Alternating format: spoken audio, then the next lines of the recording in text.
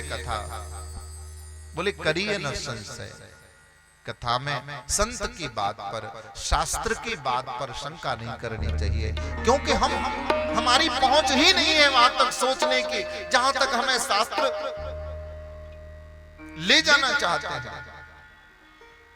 शास्त्रों की सोच कितनी दूर की है, उनके परिणाम कितने दूर वाले हैं, दूरगामी हैं, इस बात को हमें विचार कर लेना चाहिए। हम मनुष्य हैं, ये परमात्मा की वाणी है। इसलिए संतों के द्वारा, गुरु के द्वारा, शास्त्र के द्वारा दिखाए गए मार्ग का अनुसरण करिए और सुनिए कथा सादर रतिमानी। कथा कैसे सुने? बोले सादर, आदर के साथ में, प्रेम के साथ में, श्रद्धा के साथ में, श्रद्धा और विश्वास के साथ में भगवान की कथा सुनिए, तभी ये आपके लिए कल्पतरु बन पाएगी। डॉक्टर दवा देते हैं, साथ में वैद्य दवा देते समय पथ्य भी बताते हैं, बोले आपको ये नहीं खाना है, आपको ये नहीं खाना है। ऐसे ही शास्त्र के भी अपनी मर्यादाएं हैं।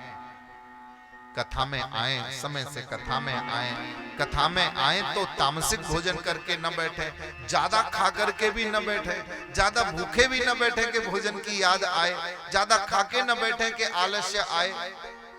एक जगह पर नित्य प्रतिदिन आके अपनी जगह पे, अपने आसन पर बैठ जाइए और भगवान की कथा सुनिए। और सिर्फ सुनिए मत, उसे जीवन में कुछ उतारने का प्रयत्न भी करिए।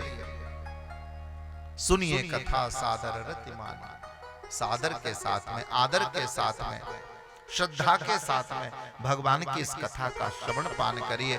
अगर इस कथा को केवल आपने सुना, इधर से सुना, इधर से निकाल दिया, तो ये इतनी ज्यादा फायदा नहीं करती। लेकिन इस कथा को सुन करके अगर आपने इसे दिल में उतार लिया, हृदय में उतार लिया, इस कथा को आपने जीवन में चरितार्थ करने की अगर कोशिश की, प्रयास किया, तो निश्चित मानना ये कथा आपको भगवान श्री कृष्ण के चरणों तक पहुंचा देगी।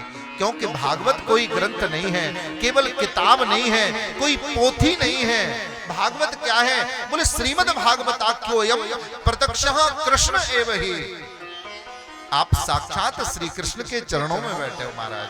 अगर ये भाव आप रखेंगे ना, तो ये कल्प वृक्ष है। इस छत्र छाया में, जहां तक ये प्रांगण बना है, पांडाल लगा है, इस कल्प वृक्ष की छत्र छाया में जो बैठ जाएगा और जो सच्चे दिल से, सच्चे हृदय से ठाकुर को अपना मान करके प्रणति निवेदित करेगा, तो भगवान उसकी झोली को कभी खाली नहीं रखेंगे, वो झोलियां भर के लेकर के जाएगा।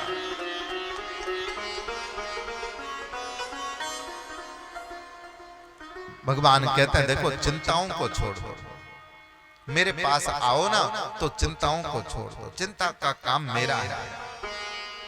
तू मुझे अपना मानता है तो सारी चिंता मेरे ऊपर छोड़ दो।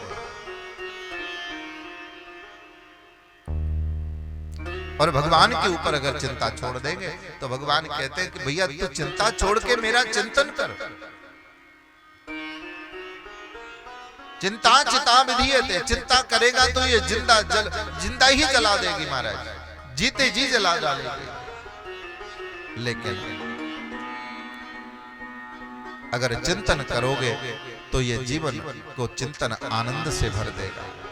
चिंतन करिए गोविंद का, चिंतन करिए हरि का, चिंतन करिए प्रभु का।